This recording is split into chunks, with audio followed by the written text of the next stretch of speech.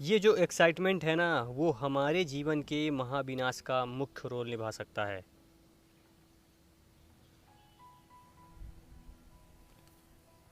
कुछ गलत बोल दिया क्या? निभा नहीं सकता है बल्कि निभाता है। लेकिन उससे पहले इस वीडियो के लास्ट तक आपको बने रहना पड़ेगा इसको समझने के लिए।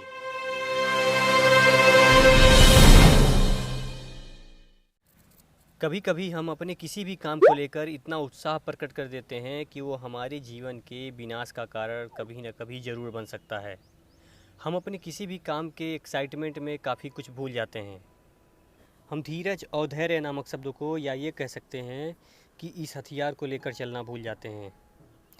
ज़रा आप भी सोचिए, जब हम किसी भी प्रकार का काम करते हैं जो पहली बार या नए सिरे से शुरुआत करना होता है, तो उस काम के होने से पहले हम इतना उत्साह प्रकट कर देते हैं कि वो उत्साह कहीं ना कहीं हमारे लिए ख़राब हो सकता है, और होता भी है।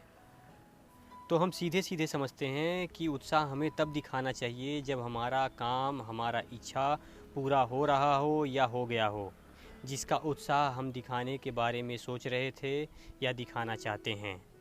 हाँ, ज़रूरत है तो सिर्फ हमको ये सोचने और समझने का कि किस प्रकार के काम में हम इतना उत्साह दिखा रहे हैं। क्या जिस प्रकार के काम में हम इतना उत्साह दिखा रहे हैं उससे हमारा कोई काम खराब तो नहीं ना होगा।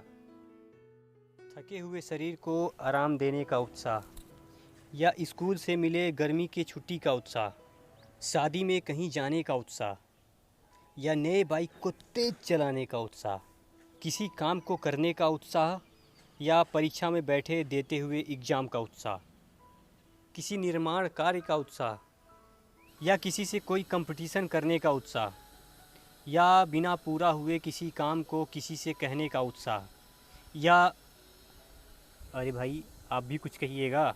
ये सब कामों में हम धीरज और धैर्य को भूल जाते हैं। माना कि उत्साह भी सपने देखने का पहला और आखिरी सीढ़ी हो सकता है। लेकिन याद रखिए, ज़्यादा उत्साह में किया हुआ काम हमारे लिए ख़राब हो सकता है, चाहे वो किसी भी प्रकार का हो, क्योंकि उसमें जल्दबाजी और उत्तेजित नाम का शब्द अपने आप जुड़ जाता है। तो आप भी समझ सकते हैं कि जल्दबाजी और उत्तेजित में किया हुआ काम कैसा होता है। वो कहते हैं ना, होश में आके जोश खोना। जरा आप भी सोचिए।